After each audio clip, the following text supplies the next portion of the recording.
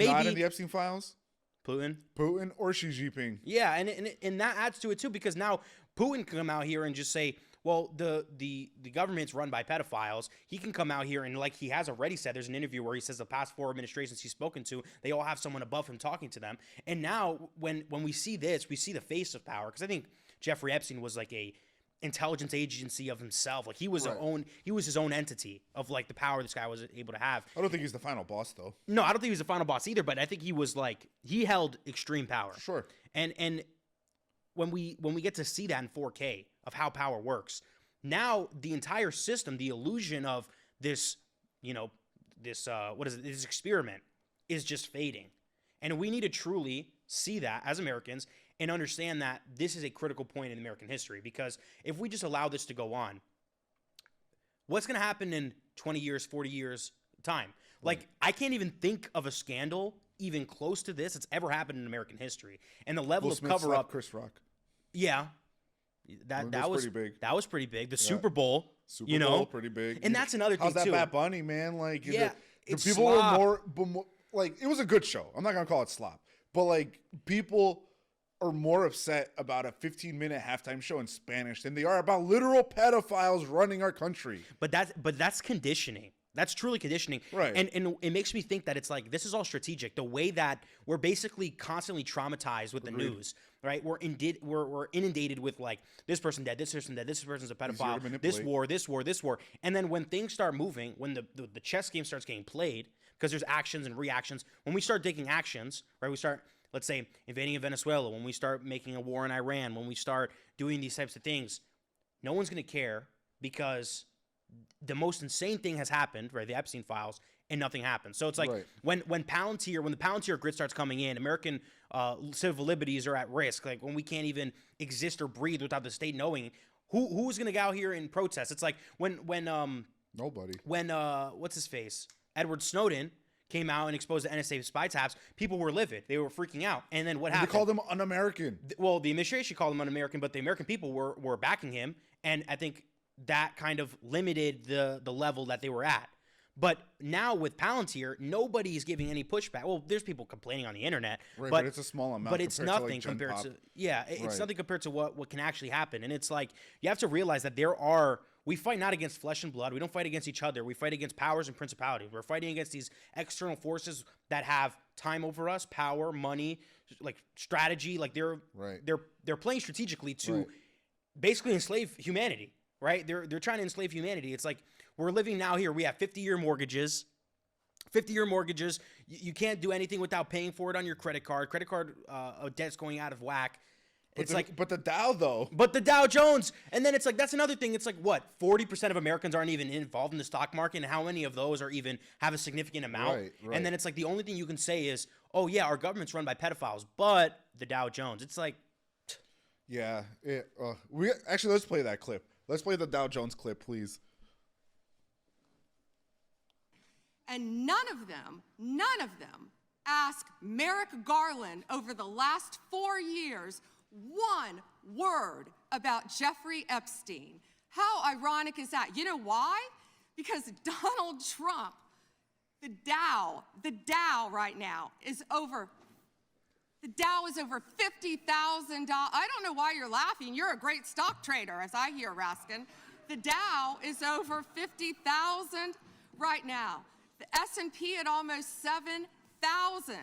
And the NASDAQ smashing records. Americans' 401ks and retirement savings are booming. That's what we should be talking about. We should be talking about making Americans safe. We should be talking about, what does a Dow have to do with anything? That's what they just asked. Are you kidding? Mr. Jordan, Mr. Jordan. Committee will be in order. Mr. Jordan, am I going to get an extra 45 seconds added to my time? The committee will be in order. The time belongs to the gentleman from Texas. Ms. Bondi, the Attorney General can respond. Thank you. The Dow has shattered 50,000 for the first time. This is crazy. They said it couldn't be done in 4 years, yet President Trump has done it in 1 year. National median rents have fallen to a 4-year low thanks to Donald Trump. That's why They want to focus on Epstein and our most transparent president in the nation's history. The murder rate, as I said, has plummeted to a 125-year low thanks to Donald Trump. For an unprecedented 9 straight months, there were 0 illegal border crossings at the southern border. That's what we should be focused on. All the great work that this president has done and will continue to do to keep America safe and to make Americans safe. She's such an idiot, okay, that she has to look at the paper to remember 50,000. Right. Okay, this is such an important thing. Oh, it's so important. The Dow Jones is up. She has to look at the paper to remember the number, then gets interrupted because someone said, what does it have to do with anything? Because what does it have to do with anything? And then she has to look at the paper again to remember 50,000. Yeah, man. And then she's reading it like she's reading a teleprompter. It's like, you're an idiot. She's reading it like it's a gotcha. Yeah, and it's like, wow, And got it's like, me. it's not like, it's literally classic whataboutism. You know what I mean? Like, hey, this thing is bad. Oh yeah, but what about this thing and this thing? All right, we're not asking you about those things. We're asking you about this one specific thing. Just answer the question. Yeah, and it's like, what are you here for? Right. You're not, this isn't a regular press conference about Donald Trump and then a reporter's asking a question about Epstein. Then you might have an argument and go, we're not talking about that right now. Quite frankly, the Dow Jones is up, whatever. Right. But this is like, this is a literally hearing specifically for about that. Epstein. Right. And then all you have on your notes is opposition research and glazing Donald Trump's administration. Right. And it's like, well, there's 0 border crossings. Great for doing the bare minimum. Thank you for doing the bare minimum of protecting the border. Thank you for doing the one thing that you were able to do, that you were running for, not no new wars, not helping the economy. Because it's like, again, with this whole thing of the stock market, these GDP hawks or these people who are like, the stock market's up. Wow, great. A bunch of billionaires are making more money. Cool. That's great for the American people because, again, people have investment funds and all that stuff. Amazing. But then also, too, it's like, why is this up so much? Is it because AI bubble? Is it because, like, who are the top companies right now? Who are the top companies increasing? It's like gambling companies. It's like, what is our economy? Gambling and AI, essentially. What's our economy? And that's exactly what the Super Bowl ads were showing. Everything. All the Super Bowl ads were robots drinking alcohol, which shows you that even if you're a bum, AI can take your job, okay? It's crazy. Gambling, which is Yeah. like, again, a whole other thing where it's like, okay, fine, you can gamble it. I'm not gonna say if just because you gamble you're evil or gambling in general Right. is evil. But the companies that are profiting off of it are. Yeah, exactly. And they're making, like, they're able to pay all these streamers millions of dollars. Why? Because they're able to reap those rewards. Right. Because gambling, you're going to lose regardless. So Right. it's a vice. It shouldn't be this thing that we're marveling that it's like, oh my God, our economy's up. But it's like, it just shows like, what is our purpose? What is good? What is Right. What's the purpose of existing on this Right. planet? What's the Wait, purpose of having this country? Can we talk about my favorite and the best commercial that came out from the Ring cameras? Oh my Which essentially goodness. was like, hey, here's a surveillance state for you.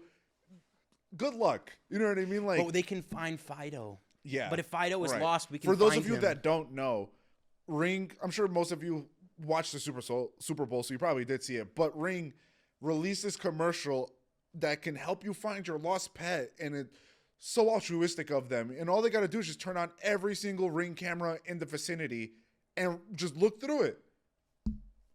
Nothing to worry about that. It's for your dog. And this is the thing. It's like, this reminds me of the saying. It's like, you'll own nothing and be happy. Right. You literally own nothing. Even your camera, you don't own. You don't have complete autonomy over, because the company just owning tap the camera in. can tap in and then Right. use it for whatever purpose they want. And then it makes you think, what's happening with your phone? You Right. think your phone is just out here idly recording, and then now, Right. Because a lot of people you'll say that and they'll go, well, who's going to sit here and pay attention to every single AI. person? Exactly. But even before AI, interns. but Like forget the interns. they had people to do that beforehand. It's just now AI does it easier and better. and better. You know what I mean? Like, and now you don't need to pay people whatever they're worth to sift through these. You can just have one AI program that does it for millions. And you know this what is I the mean? whole thing. Like, This is why in America right now it's such a dangerous spot. We have AI automating away people's jobs. We have the economy kind of in the dumpster for most Americans who they can't own a house or basically own anything. People can barely rent. I saw that they were trying to lease out PS4s or PS5s for like $10. It's like we're literally living in a dystopia. yeah. We're living in a Cyberpunk dystopia. 77. You know what I mean? Cyberpunk 26, I guess. You know, like, but I feel like that's what we're living in. I've long called the U.S. a dystopia. It's like 50 third world countries mashed together. You know what I mean? And like every day, I feel like I get more and more vindicated with that, especially with this whole like Epstein thing going on. That just vindicates me even more. But the problem with it, it's like America, and this is what I was arguing with my friend. She was basically doomer and it's like America's cooked, blah blah blah.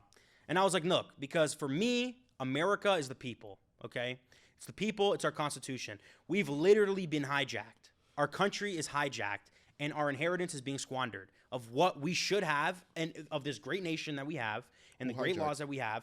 It's being hijacked and being basically manipulated, and we're literally cattle. Like we're literally cattle. Who hijacked? Well, I would just say, like, just put it clearly, it's probably billionaires, or not even necessarily just billionaires, but just like special interests, like companies and stuff like that, like the oil companies. You know, it's billionaires. Yeah, but that's they just co-opted our. I don't know if you know this, but JFK, the great JFK, was the first one to reduce the. I forget exactly what it's called, but like the millionaire tax, essentially. Where like before JFK, they had to pay their fair share. They had to pay like, I think their tax percentage was like 90 or 91 that they had to pay back. When JFK first introduced the bill, I think it dropped down to like 70-ish, something around there. And then like it progressively got less and less and less until Ronald Reagan and his like Reaganomics essentially dropped it to like 7%, 8%. So in the span of like 20, 30 years, they went from 90% that they had to pay back in taxes to 7%. And just a lot of people didn't pay those taxes. For sure. They had loopholes. They have to find loopholes, right? And that alone should tell you who hijacked our country. Yeah, but I don't even agree with the 90% tax and stuff. I wouldn't even say it has nothing to do with taxes. For me, taxes are a part of it because I would say corporation, not necessarily billionaires, like an individual billionaire versus a corporation. They should probably pay their fair share of taxes. We got to get rid of these loopholes, though. Yeah, a lot of these loopholes are big problems because it's like if you're a regular American and you can't take advantage of certain loopholes and you're getting taxed at the wazoo, but like a billionaire is able to take advantage of a billion loopholes and get away with stuff. It's like I understand that. And even Jeffrey Epstein. Jeffrey Epstein, he was a asset reclaimer for like that's like original job, aka money laundering. Right. But he would like reclaim assets from the government of taxes and stuff like that. So people would literally make money off this. But I would say like it has to do more so about the way that we allow money to be influenced in politics, especially too with like the court decision of Citizens United. Mm-hmm. It's like we're basically building the cage. And I say that a lot. It's like we're building the cage and we don't even realize that we're trapped until the lock is there. And it's like all these types of things. For me, the most important thing about me, it's like, especially now, right? A lot of people ask me, well, am I right wing, left wing, blah, blah, blah.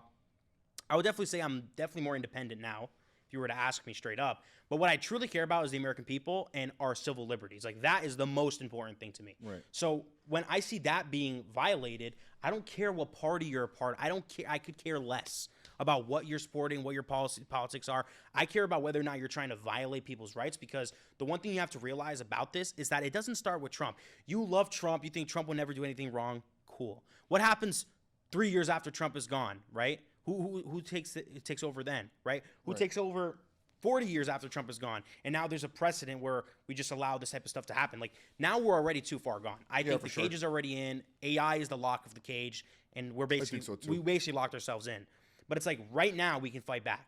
Like right now we need to organize. Right. But that's not happening. Of course not, because we have ChatGPT like picture prompts where everybody puts in their information and just shows how much AI knows about you. You know what I mean? Like, who needs clean water, bro? Who needs clean water? We have AI picture prompts. You know what I mean? Who needs to drink water? Yeah, why do you need water? Water's fake anyways. Right. AI's real. Water's fake. Yeah. You know, like it's just crazy to me. And like I think you said it perfect. I think we're like too far gone. And maybe I'm just a doomer, but like I don't see a way out of this, dude.